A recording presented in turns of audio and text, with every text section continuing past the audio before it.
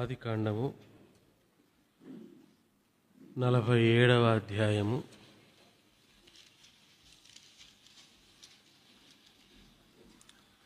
8వ వచనం. దయచేసి అందరం కలిసి చదువుకుందాం.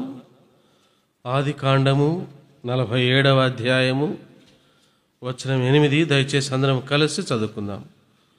ఫరో, నీవు జీవించిన సంవత్సరములెన్ని అని యాకోబును అడిగినందుకు ప్రార్థన చేశాడు.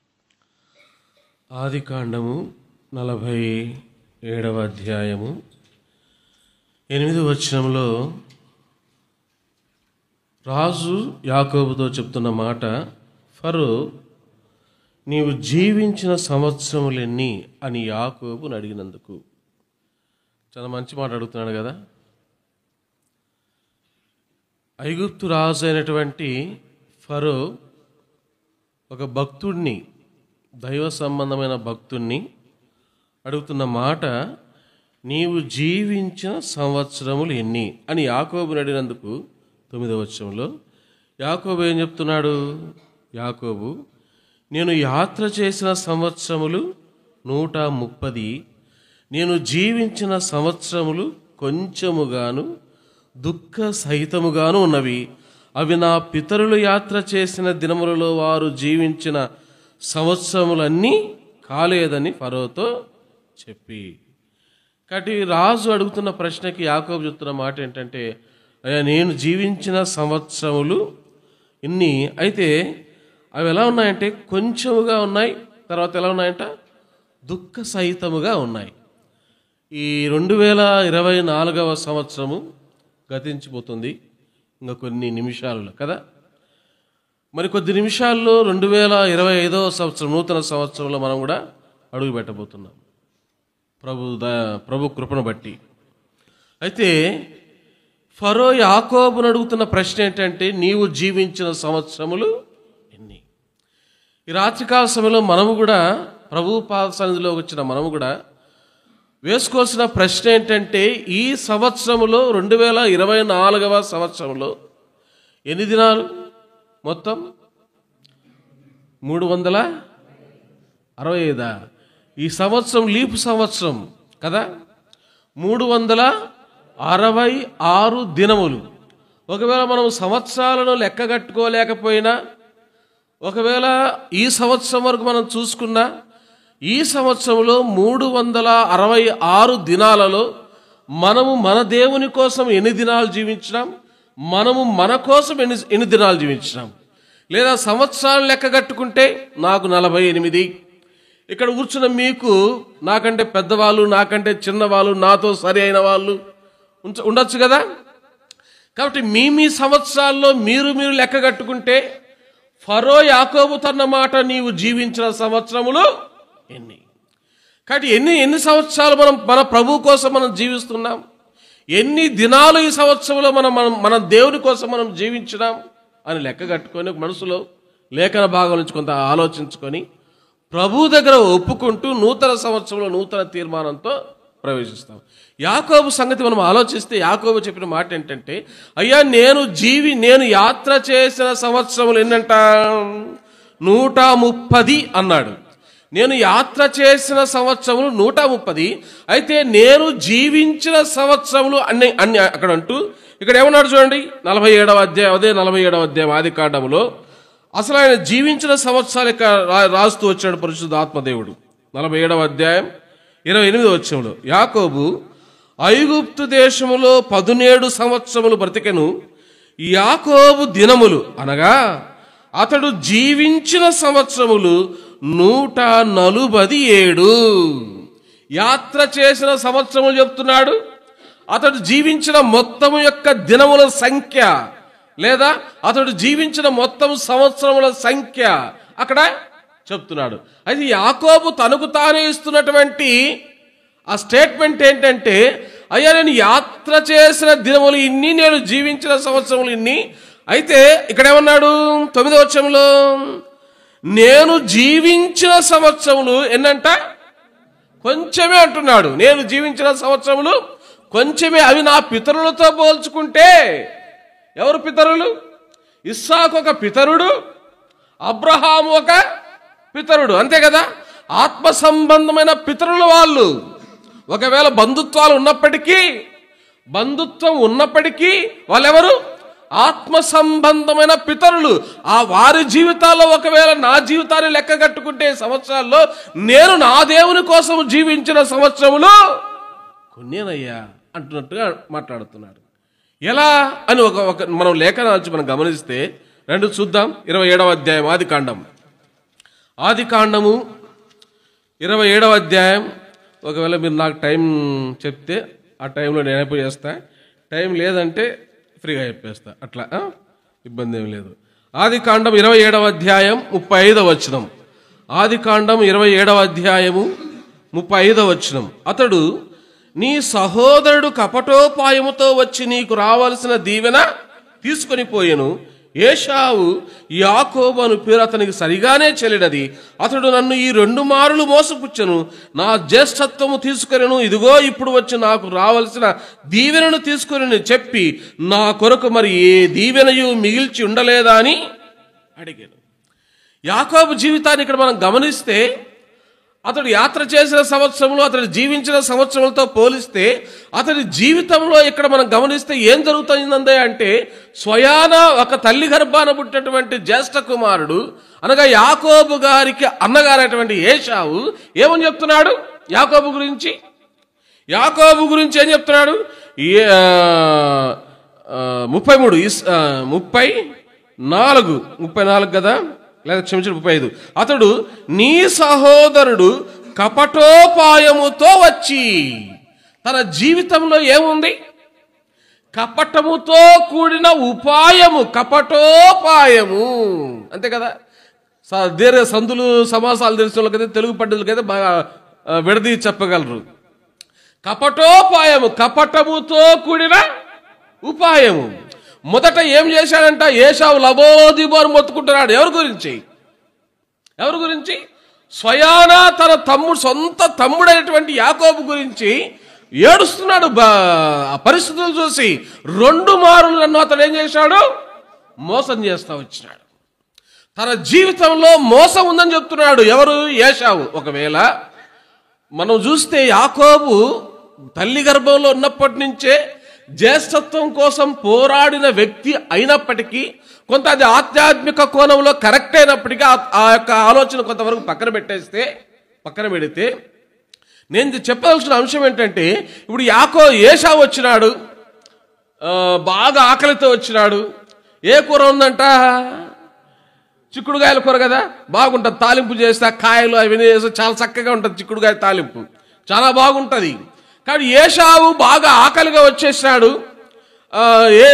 యాకోబు మంచి వంట మనిషి అనుకుంటాను, నాకు తెలిసి కదా, బాగా వంట మనిషి అనుకుంటాను. బాగా వంట వండుతున్నప్పుడు ఏం చేశాడు ఏశావు వచ్చి, ఒరే నాకు ఆకలి వేస్తుంది, నాకు కొద్దిగా అన్నం పెట్టరా అంటేనే యాకోబు ఏం చేశాడు? వెంటనే ఏమడిగినాడు? ఆకలి. ఏశావు ఏమన్నాడు?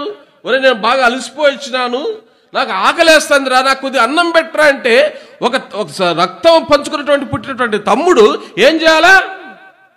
అన్నకేం చేయాలా? అవసరమైతే తండ్రి కూడా, ఓహో పాపం మా వాడు అలసిపోయినాడు కదా, కష్టపడినాడు కదా, చెమటంతా కారిపోతుంది కదా, ఫ్యాన్లు లేవు, అప్పుడు ఏసీలు లేవు, ఏమి లేవు కదా, మా అన్నకు కొద్దిగా అన్నం పెట్టి వాని ఆకలి తీరుస్తామని అనుకోవాలి. కానీ ఏం బేరం పెడుతున్నాడు యాకోబు? రే నీకు అన్నం పెడతా కానీ, నీకు ఇష్టమైన చిక్కుడుగాయ కూర నేను వడ్డిస్తా కానీ, అయితే ఒక కండిషన్, నీకుంది ఒక హక్కు. ఏ హక్కు? జ్యేష్ఠత్వ హక్కు ఉంది, అది నాకి అంటున్నాడు. ఏమంటున్నాడు? కపటోపాయము. నేను అంటాను అది ఒక రకంగా దైవ సంబంధమైన దృష్టిలో అది కరెక్టేనండి. యాకోబు తప్పు ఇదేం కాదు. అది ఇంకొక కోణంలో మనం ఆలోచించగలిగితే యాకోబు కరెక్ట్, 100% కరెక్ట్. కానీ ఇంకొక కోణంలో మనం ఆలోచించగలిగితే ఏం చేయాలి యాకోబు? ఇప్పుడు ఏశావు కంటే తెలివి లేదు. హెబ్రీలు రాసిన పత్రికలో ఏమన్నాడు ఏశావు గురించి పౌలు? భ్రష్టుడు, వ్యభిచారి. దేనికోసం వ్యభిచారి అయిపోయాడు? దేనికోసం భ్రష్టుడు అయిపోయాడు? ఒక్క పూట కూటి కొరకు. అవునా? ఒకవేళ అన్నే అన్నాడు అనుకోండి, ఆత్మీయుడైనటువంటి యాకోబు, మొదటి నుంచి జ్యేష్ఠత్వం పైన కన్నేసిన యాకోబు, తల్లి గర్భంలోంచే ప్రయాసపడుతున్న యాకోబు, ఒకవేళ నిజంగా మంచి మనసు ఉంటే ఏం చెప్పాలా? ఒరే, ఒక్క పూట కూటి కొరకు జ్యేష్ఠత్వ హక్కును నమ్ముకుంటావు దరిద్రుడా, నీకు కావాల్సింది కూడే కదరా, తిన్నదాన్ని పడేయాలా? ఎవరు ముందండి? ఏషావు ముందు వేయాలా? కానీ దొరికింది ఛాన్స్ అనుకున్నాడు, కొట్టేశాడు. ఏ ఆశీర్వాదం? జ్యేష్ఠత్వ హక్కును. ఏషావు అంటున్నాడు, నానా నా సహోదరుడు కపటోపాయముతో 2 మార్లు నన్ను ఏం చేశాడు? మోసం చేశాడు. అతని జీవితంలో ఏముంది? సొంత సహోదరుని మోసము చేసే గుణం ఉంది. సొంత సహోదరుని. ఇంకోసారి వచ్చినాడు, నాన్న చెప్పినాడు, వృద్ధుడు, పాపం మాంసం పిచ్చి ఎక్కువ అనుకుంటా. ఎవరికి? ఇస్సాకు మాంసం పిచ్చి ఎక్కువ అనుకుంటా. నేను ఎట్లా చనిపోతున్నాను కదా, బాగా వేటకు పోయి వేట మాంసం తీసుకురా నాయన, నేను బాగా తిని మిమ్మల్ని ఏం చేస్తా? దీవిస్తా, ఆశీర్వదిస్తా అన్నాడు. అది ఎవరున్నారు? అమ్మగారు విన్నారు. అమ్మగారిని ఎవరికి ఎక్కించాడు? యాకోబుకి ఎక్కించాడు. ఇప్పుడు యాకోబు నిజంగా అన్న మీద ప్రేమ ఉంటే ఏం చేయాలా? తల్లి, ఏం తల్లి పుట్టావు తల్లి, మేమిద్దరం ఒకటే అన్నదమ్ములం కదా, నా తండ్రి ఏషావును దీవిస్తే ఏమి, నా తండ్రి నన్ను దీవిస్తే ఏమి, మా ఇద్దరిలో ఎవరు దీవిస్తే ఏమి, ఆ దీవెనలు మా ఇద్దరిలో ఎవరికి వస్తే ఏమి అని చెప్పడానికి బదులుగా తల్లితో ఏకీభవించి ఏం చేస్తున్నాడు? ఆ చర్మం అంతా ఏషావులాగా చేసుకొని తండ్రి కాడికి పోయి ఎలా మాట్లాడుతున్నాడు? అచ్చం ఏషావు స్వరములాగా డౌట్ వచ్చేసింది. ఎవరికి?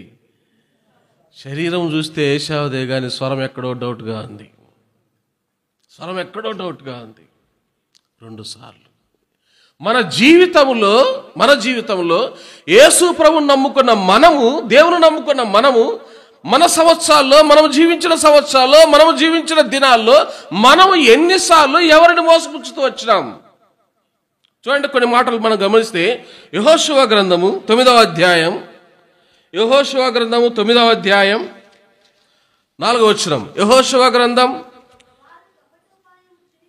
అక్క క్షమించండి అక్క, ఏమనుకోవద్దని నేనే చదువుతాను, అది నాకు ఇష్టం. యెహోషువ గ్రంథం 9వ అధ్యాయం 4వ వచనం. యెహోషువ 9:4. వారు కపటోపాయము చేసి రాయబారులమని వేషము వేసుకొని బయలుదేరి తమ గాడిదలకు పాత గోనెలు కట్టి పాతగిలి చినిగి కుట్టబడి ఉన్న ద్రాక్షారసము సిద్ధలు తీసుకొని పాతగిలి మాసికలు వేయబడిన చెప్పులు పాదములకు తొడుగుకొని పాత బట్టలకు కట్టుకొని వచ్చిరి. వారు ఆహారము తెచ్చుకుని భక్ష్యములన్నీ ఎండిన ముక్కలుగా నుండెను. ఏం చేస్తారు ఇక్కడ? 9వ అధ్యాయం యెహోషువ గ్రంథం 4వ అధ్యాయంలో వాళ్ళు ఏ ఉపాయంతో వచ్చారంట? కపటోపాయంతో వచ్చారంట. వీళ్ళందరూ ఎలా వచ్చినారు? వారు దగ్గర వాళ్ళే. ఏమండి, ఉన్నది కసాపాడు, కసాపాడు. ఇప్పుడు కసాపాడు నుంచి గుత్తకల్కి ఎన్ని కిలోమీటర్లు అండి? దగ్గర దూరమా? ఇక్కడి నుంచి నువ్వు బట్టలు వేసుకొని పోతే బట్టలు వద్దులేండి, వీళ్ళ లెక్కల ప్రకారం తీసుకుందాం. ఇక్కడ నుంచి నువ్వు చపాతీ చేసుకుంటే చపాతీ ఇప్పుడు చేసినావు చపాతీ, ఒక అర్ధ గంటకంతా గుంతకల్ రైల్వే స్టేషన్లో ఉన్నావు.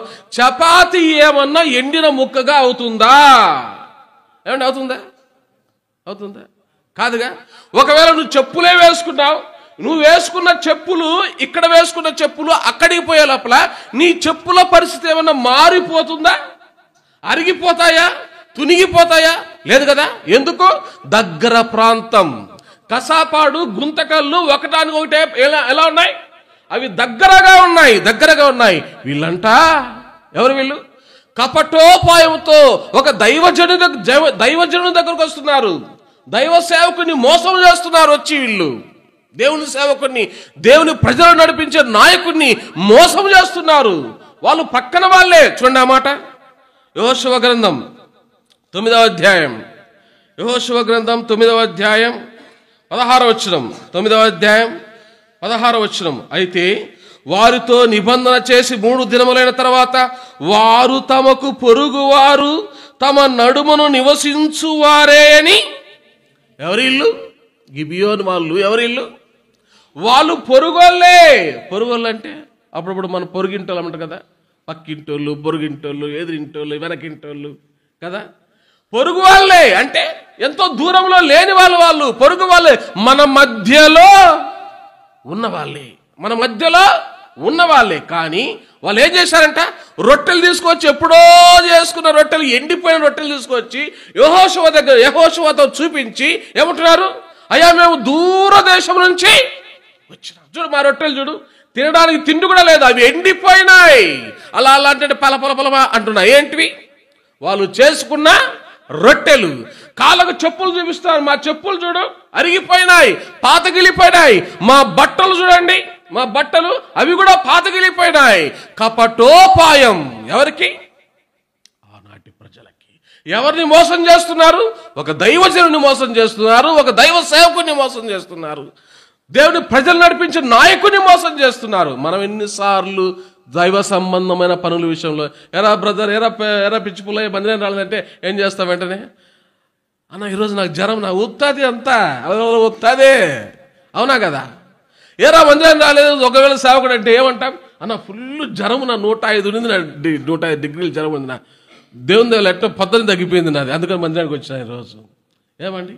కపటోపాయం, కపటమైన మాటలు, అబద్ధముతో కూడిన మాటలు, అబద్ధముతో కూడిన మాటలు. చూడండి ఒక మాట, రాజుల 2వ గ్రంథం 17వ అధ్యాయం, రాజుల 2వ గ్రంథం 17వ అధ్యాయం 9వ వచనం. రాజుల 2వ గ్రంథం 17వ అధ్యాయం 9వ వచనం. రాజుల 2వ గ్రంథం 17వ అధ్యాయం 9వ వచనం. మరియు ఇశ్రాయేలు వారు తమ దేవుడైన యెహోవా విషయములో కపటము కలిగి దుర్బోధలు బోధించుచు అడవి గుడిసెల నివాసులను, ప్రాకారము గల పట్టణ నివాసులను, తమ స్థలములన్నిటిలో బలిపీఠములను కట్టుకొని. వీళ్ళెవరు? ఇశ్రాయేలులు. ఎవరండి వీళ్ళు? అక్కడ 9వ వచనంలో, ఇశ్రాయేలు వారు తమ దేవుడైన యెహోవా విషయములో. యాకోబు 2 సార్లు కపటోపాయం చేశాను, ఏశావన్నాడు. ఎవరి విషయంలో? ఎవరి విషయంలో?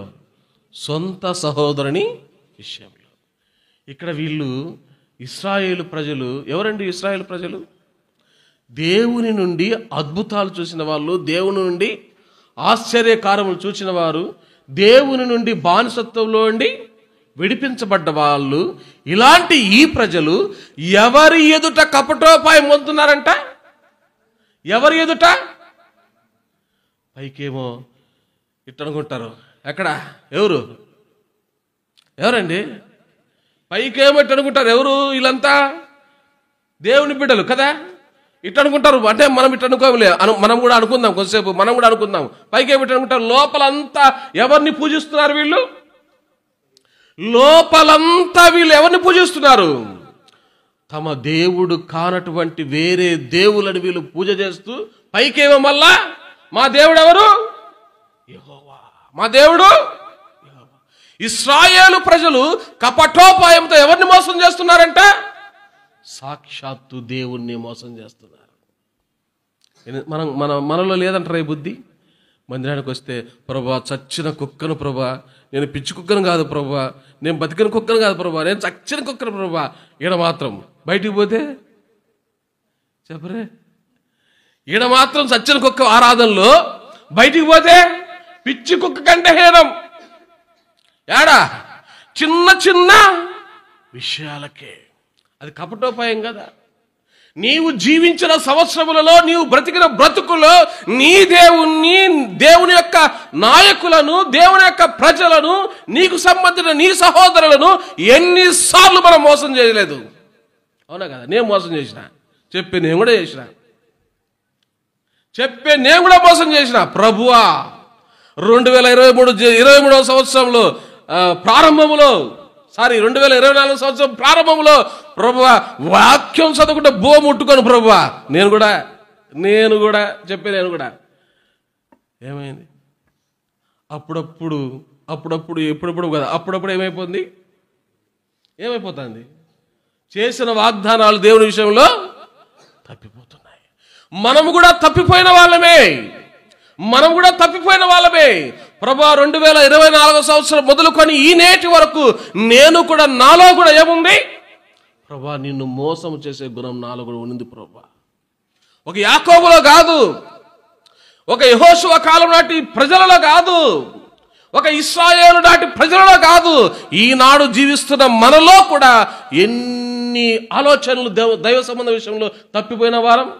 కాబట్టి ఒప్పుకుందాం, ప్రభువా నేను కూడా అలాంటి మనస్తత్వం కలిగిన వాడిని. రెండవదిగా మనం గమనిస్తే యాకోబు జీవితంలోంచి ఆదికాండము 29వ అధ్యాయం. యాకోబు జీవించిన సంవత్సరంలో అతని దినాల్లో అతని కపటోపాయం ఒకటైతే, రెండవదిగా ఆదికాండము 29వ అధ్యాయము అతను ఎవరికి ప్రాధాన్యత ఇస్తూ వచ్చినాడు? 29వ అధ్యాయం 18వ వచనం. ఆదికాండం 29:18. యాకోబు రాహేలును ప్రేమించి నీ చిన్న కుమార్తె అయిన రాహేలు కోసము నీకు 7 సంవత్సరములు కొలువు చేసేదను. ఏమంటున్నాడు ఇక్కడ? యాకోబు రాహేలును ప్రేమించి. ఎట్లా ప్రేమించాడంట? ఎంతగా ప్రేమించాడంట? రండి చూద్దాం. యాకోబు ఆదికాండం 29వ అధ్యాయం 30వ వచనం. ఆదికాండం 29వ అధ్యాయం 30వ వచనం. యాకోబు రాహేలును కూడెను, మరియు అతడు లేయా కంటే రాహేలును బహుగా ప్రేమించి అతనికి మరి 7 ఏండ్లు కొలువు చేసెను. యాకోబు జీవించిన సంవత్సరంలో నిజమండి, మొనగాడే, మోసగాడే గాని ప్రార్థనలో పోరాడిన మొనగాడే.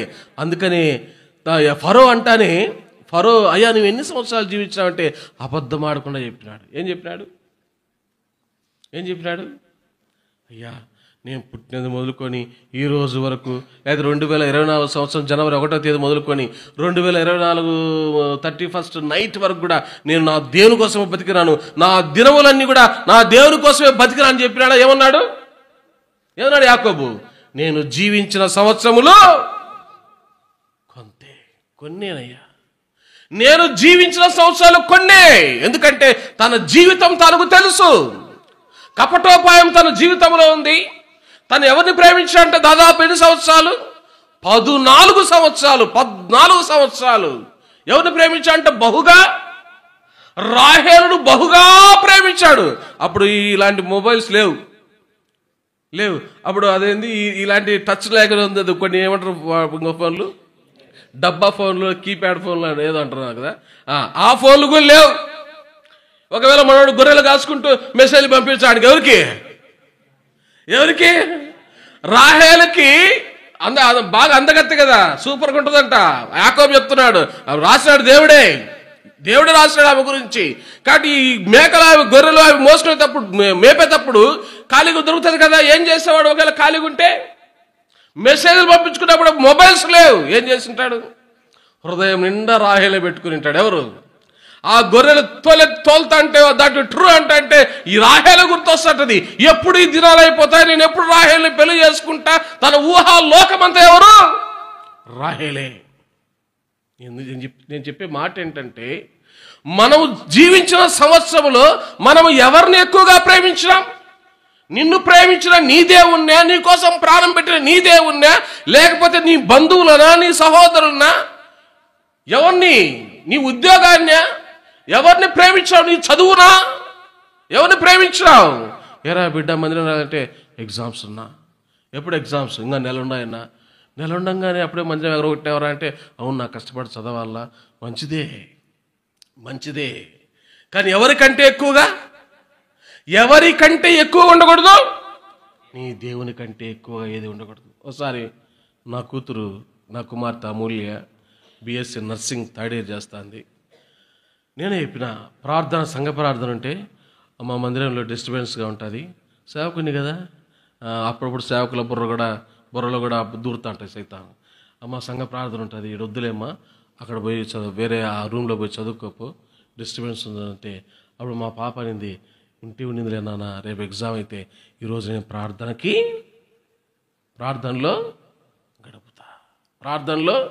గడుపుతా.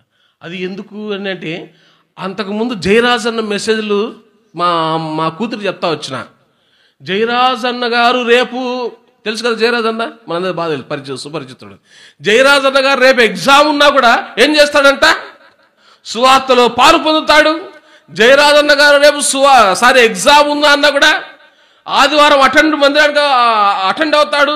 ఒకవేళ సాయంకాలం సువార్త ఉందంటే సాయంకాలం సువార్తలో ఉంటాడు, మందిరంలో అన్ని పనులు చేస్తాడు. ఆ తిరుపతిలో వాళ్ళ లెక్చరరే ఒక విశ్వాసిగా ఉన్నప్పుడు, ఏం జయరాజు రేపు ఎగ్జామ్ ఉంది కదా ఇంకా ఇక్కడే ఉన్నామంటే, నేను 7th క్లాస్ నుంచి ఎగ్జామ్స్ రాస్తానే ఉండా. నేను ఎగ్జామ్ నాకు భయపడాలి కానీ నేను ఎగ్జామ్కి భయపడకూడదు. ఎవరిని ప్రేమించాడు ఆయన? ఎవరిని ప్రేమించాడు జయరాజన్న? తన చదువునా తన దేవుణ్ణా? యాకోబు తన జీవితంలో తను జీవించిన సంవత్సరంలో ఎవరిని ఎక్కువగా ప్రేమించినాడు? ఆయన మనసంతా ఎవరు? అప్పుడప్పుడు వాళ్ళు బయట వాళ్ళు పాటలు కడతా అంటారు, ఏమని? ఈ హృదయం నిండా అంట ఎవరోరంట, ఆ మనసంతా వాళ్ళేనంట. ఇంక దేవుడు ఎక్కడ? ఏమండి దేవుడు ఎక్కడ? అందుకని యోహాను రాసిన సువార్తలో యేసుప్రభువు వారు పేతురుతో ఏమన్నాడు రండి మాట చూద్దాం. యోహాను రాసిన సువార్త చివరి అధ్యాయం, యోహాను రాసిన సువార్త చివరి అధ్యాయం 21వ అధ్యాయం 15వ వచనం. యోహాను రాసిన సువార్త 21వ అధ్యాయం 15వ వచనం. వారు భోజనం చేసిన తర్వాత యేసు సీమోను పేతురును చూచి, యోహాను కుమారుడైన సీమోను, వీరికంటే నీవు నన్ను ఎక్కువగా ఏం కోరుతున్నాడు దేవుడు నీ నుండి, నా నుంచి? నీ కోసం ప్రాణం పెట్టిన దేవుడు, నీ కోసం పరలోక వైభవాన్ని వదులుకున్న దేవుడు, నిన్ను ప్రేమించి ఈ లోకానికి సశరీరుడుగా పుట్టిన ఆ దేవుడు, ఆయన నీ నుంచి కోరేదని తెలుసా? నేను నిన్ను ఏ విధంగా ప్రేమించాను నువ్వు కూడా నన్ను అట్లనే. ఇప్పుడు ఇద్దరు ఉంటారంటే ప్రేమించుకునే వాళ్ళు, ఏమనుకోద్దండి, అర్థమే చెప్తున్నా. ఒక అబ్బాయి ఒక అమ్మాయి ప్రేమించుకున్నాను అనుకోండి, ఎట్లుంటారండి వాళ్ళు? రాత్రి 1 గంట అయినా వాళ్ళకి లోకం తెలియదు. వాళ్ళకి అర్ధరాత్రి అని తెలియదు, పగలని తెలియదు, ఏం తెలియదు. తిన్నావా? తిన్నా. ఏం కూర? పప్పు రసం. బాగుందే? బాగుంది. ఎన్నెన్నో ఎక్స్పీరియన్స్, అనుభవం. గ్లాత్ నాకేం తెలుసు? నాకు కూడా తెలియదు, అనుభవంతో చెప్తున్నా. నువ్వు ఎవరిని ఎక్కువగా ప్రేమిస్తే వాళ్ళతో ఎక్కువగా గడుపుతావు. యేసుప్రభువు వారు పేతురుతో అంటున్నాడు, పేతురు నువ్వు నన్ను ప్రేమిస్తున్నావా? ఎందుకన్నాడు ఆ మాట? యేసుప్రభువు వారు పేతురుకు ఒక బాధ్యత ఇస్తే బాధ్యత మరిచిపోయి ఎక్కడ పోయినాడు? సముద్రంలో చేపలు పట్టడానికి పోయినాడు. తన పని కోసం తాను పోతూ వచ్చినాడు. దేవుని పనిని మర్చిపోతూ వచ్చినాడు. 3 సార్లు అడిగినాడు దేవుడు, పేతురు నువ్వు నన్ను ప్రేమిస్తున్నావా? నువ్వు నన్ను ప్రేమిస్తున్నావా? నువ్వు నన్ను ప్రేమిస్తున్నావా అని అడిగి 3వసారి ఏమన్నాడు? ప్రభా నీకే తెలుసు నేను నిన్ను ప్రేమిస్తానంటే. అప్పుడు ఏమన్నాడు యేసుప్రభువు వారు? అయితే నా గొర్రెలు కాయ. నువ్వు దేవుణ్ణి ప్రేమిస్తే దేవుని మందిరాన్ని ప్రేమిస్తావు. అర్థమైందా? నువ్వు దేవుణ్ణి ప్రేమిస్తే దేవుని మందిరాన్ని ప్రేమిస్తావు. నువ్వు దేవుని ప్రేమిస్తే దేవుని వాక్యాన్ని ప్రేమిస్తావు. నువ్వు దేవుని ప్రేమిస్తే దేవుని పనిని ప్రేమిస్తావు. ఎవడో ఒకడు వచ్చి డేరాలు కడతా అంటే నువ్వు లాస్ట్లో రావు. అరే దేవుని పని ఉంది కదా, నేను కూడా పోయి చేయాలనుకుంటావు. అది నువ్వు ప్రేమించే ప్రేమ దేవునికి. నువ్వు ప్రేమిస్తున్నావంటే క్రియలు కనపడతాయి. నువ్వు సెల్ ఫోన్ ప్రేమిస్తున్నావా? దేవుణ్ణి ప్రేమిస్తున్నావా? నువ్వు దేవుని ప్రేమిస్తే ఆదివారం 9:30కు మందిరం అంటే 9:30 ఎక్కడ ఉంటావు నువ్వు? ఎవరిని ప్రేమిస్తున్నాం? యాకోబు తన జీవితంలో తను జీవించిన సంవత్సరములలో మోసముతో జీవించినాడు, కపటోపాయంతో జీవిస్తూ వచ్చినాడు. దేవుని కంటే ఎక్కువగా ఎవరిని ప్రేమించాడంట? రాహేలును బహుగా ప్రేమించి 14 సంవత్సరాలండి. ఏమి ప్రేమ అండి అది! ఎన్ని సంవత్సరాలు? ఎండకి ఎండి ఆహారము లేక ఆ గొర్రెలు మేపుకుంటూ అరణ్యములో ఎవరి కోసం? రాహేలు కోసం. రాహేలు ప్రేమిస్తే, అక్కడ నాకు నచ్చింది ఏంటంటే, ప్రేమిస్తే ఆ ప్రేమ కోసం ఒక మనిషి ఏమైనా చేస్తాడండి. ఎవరెస్ట్ శిఖరమైన ఎక్కుతాడంట, పసిఫిక్ మహాసముద్రంలోనైనా ఆడైనా దూకుతాడంట. అది ప్రేమకున్న వాల్యూ. నువ్వు దేవుని ప్రేమిస్తే నీ పరీక్ష నీకు అడ్డం రాదు. నువ్వు దేవుని ప్రేమిస్తే నీ పనులు నీకు అడ్డం రావు. నువ్వు దేవుని ప్రేమిస్తే నీ వ్యాపారం నీకు అడ్డం రాదు. ఆలోచించుకో, రాత్రి ఒప్పుకో, ప్రభా 2024 సంవత్సరం జనవరి మొదలుకొని ఈ తేదీ వరకు, ఈ చివరి గడియ వరకు నిన్ను ప్రేమించే విషయంలో నేను అనేక సార్లు తప్పైనా ప్రభా, తప్పైనా. నా కుటుంబాన్ని ప్రేమించిన. ఎప్పుడు తెలుసా ఇవన్నీ? ఇంటికి బంధువులు వచ్చారనుకోండి, దగ్గర బంధువులు, ఏమక్క మందిరం అంటే, మా అక్క వచ్చిందన్నా, నాకు రాకొచ్చిందన్నా.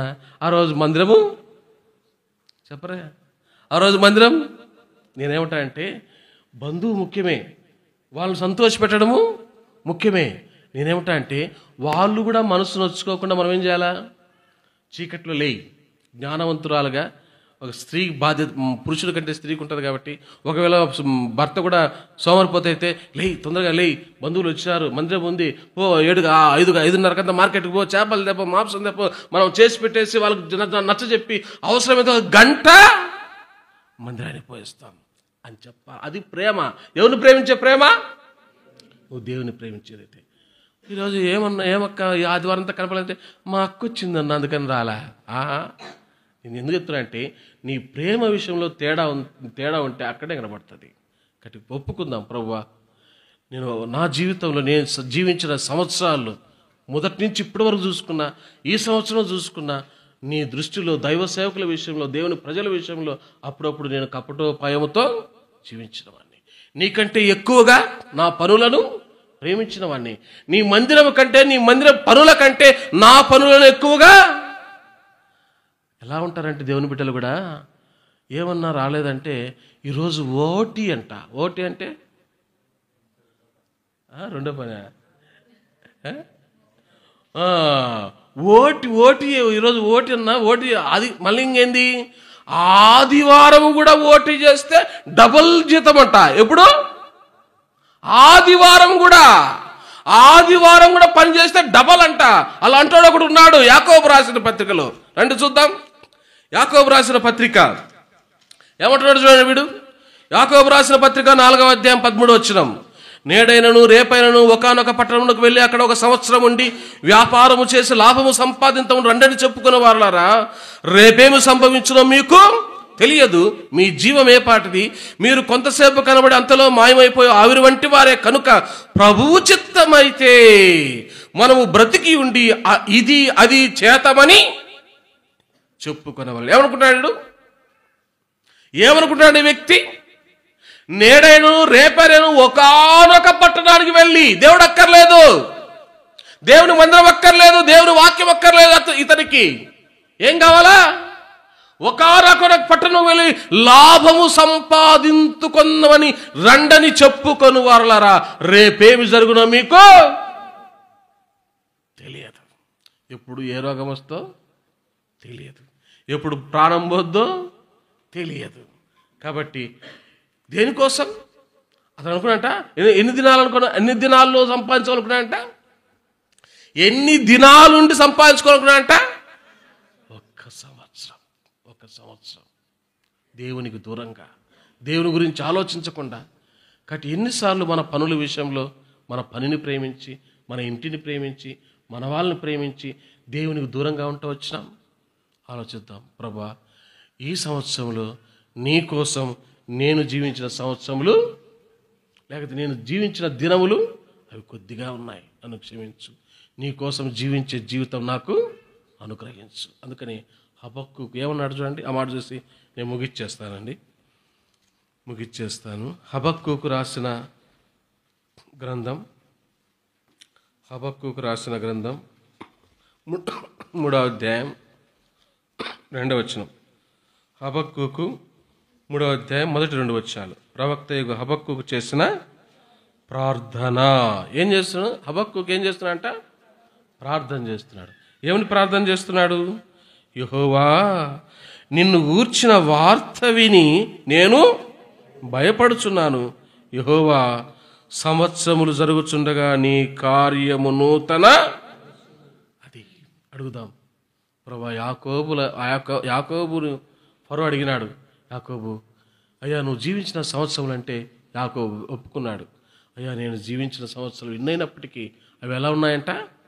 నా పితరులు యాత్ర చేసిన సంవత్సరముల కంటే అవి తక్కువగానే ఉన్నాయి. ఒప్పుకుందాం, నిజమే ప్రభా, నువ్వు నాకు ఇచ్చిన ఆయుష్లో నేను నీ కోసం జీవించిన దినాలు, సంవత్సరాలు తక్కువగానే ఉన్నాయి. ఇదిగో ఈ సంవత్సరం గతించిపోతుంది, నూతన సంవత్సరం రాబోతుంది. నీ కార్యం నాలో నూతనపరచు. నీ కోసం జీవించుటకు నీ పని చేయుటకు, నీ బిడ్డలతో కలిసినటకు, నీ కార్యం చేయుటకు నన్ను నూతన పరచు. మన సువార్త వినాం. ఇప్పుడు డేట్ గుర్తులేదు సార్, క్షమించండి. ఒక 3 రోజుల క్రితమే చింతకమ్మ దిన్న కడప జిల్లాలో చెప్పి ముగించేస్తానండి. చింతకమ్మ దిన్న మండలంలో ఉన్నటువంటి ఆ పరిసర ప్రాంతాల్లో సువార్త చేయకపోతే దైవజనులు ఆనందరాధన్న గారు, దైవ సేవకురాలు అక్కగారు బేర్షబా అక్కగారు, దైవజనరాలు వారిరువురితో కలిసి ఒక 2-3 దైవ సేవకులు, మీ దగ్గరకు వచ్చిన ఇందిరానగర్ దైవ సేవకులు విజయ్ కుమార్ అన్న తెలుసు కదా మీకు, అన్న, తర్వాత అట్లా కొంతమందిగా వెళ్తూ వచ్చినాం. ఒక అక్క ఏమని తెలుసా, వ్యాన్లో కూర్చొని బేర్షబాబు యొక్క విశ్వాసం ఏమని తెలుసా, సువార్త అయితే ఎవరు రావాలా, చుట్టుపక్కల ఎంతమంది సేవకురాలు ఉంటే ఏం చేస్తారు అమ్మ, ఇల్లు రాకుండా సువార్తకి? ఎవరిని ఏమండి చెప్పరే, మిమ్మల్ని కాదు, మా జాతిని, మా జాతిని. ఏమనిందండి ఆమె, సేవకులు ఏం చేస్తారు సువార్తకు రాకుండా? ఎవరిని ప్రేమిస్తున్నాం?